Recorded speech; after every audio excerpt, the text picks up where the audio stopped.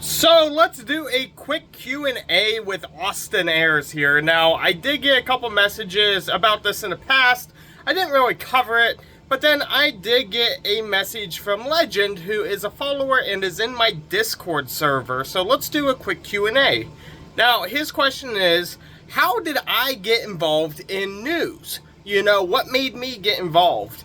You know, so many people go back to when they were like a kid and stuff. The only thing I ever did closely as a kid was we had to do weekly reports in my 6th grade elementary class. You can laugh, you know, but we had to cover a topic in the news every week, and we would write up like a 10-minute thing with like a small PowerPoint, and we would do it for history class. 6th grade, you know. And the one thing, it was Tamiko. Her name was Miss Tamiko, or Mrs. I forget what it was. But she was like, you're going to make an awesome newscaster one day. And I was like, oh, okay. I hated public speaking.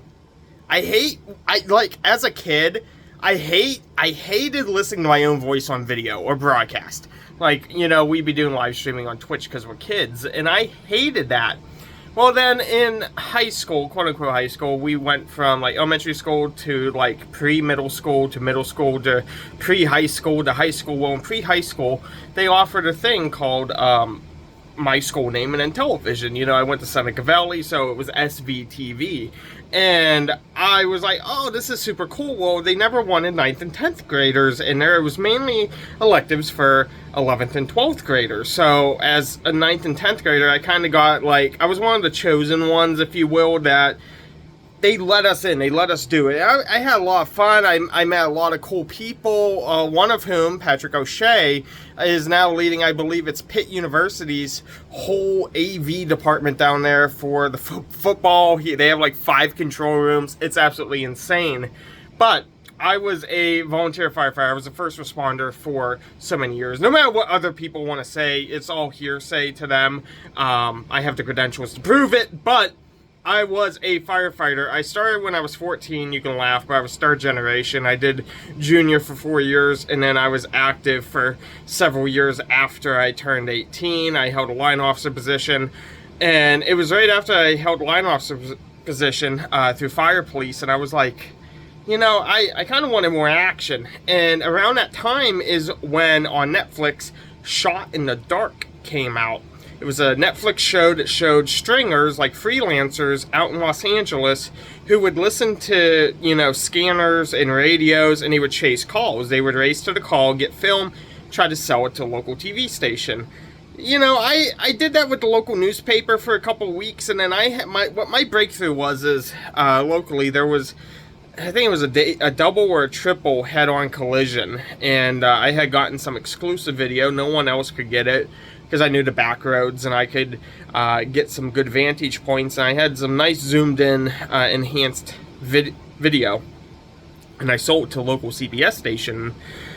They call me the one day and they say, hey Austin, we're trying to pay you for your footage, but you don't have an AP form. We need an AP form from you so we could pay you. And that was when I started doing that more or less full time for them. And I used that and my stringer. So in the midst of all of that, while I was working with them, I was still selling photos to the local newspaper. And I got a call from the editor, AJ Panion, one day, and he goes, hey, I'd love for you to do a meeting with me, and we want to expand.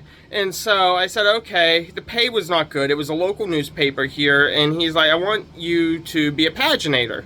So I started putting together the newspaper. I would pull in info from The Wire, stories I liked. I would build the newspaper, you know, pretty much from front to back. I would build it.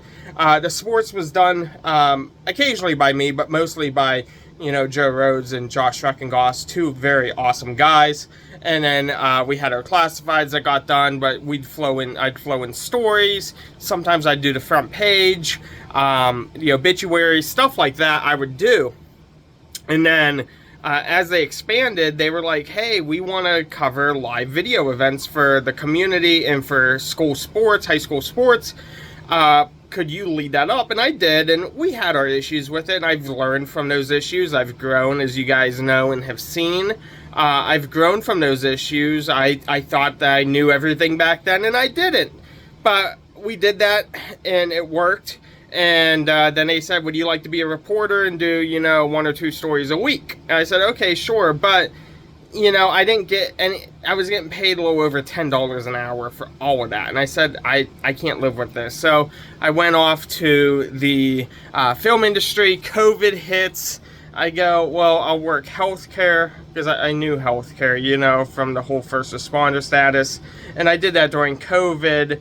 And then TikTok it was last year around Titan, I made a video. It was like, oh my God, there's guys possibly stuck in a submarine at the bottom of the Atlantic Ocean searching for Titanic. And that's when I went viral. That's when people loved how I did my reporting. It was zero nonsense. It was no bullshit. It was just straight facts.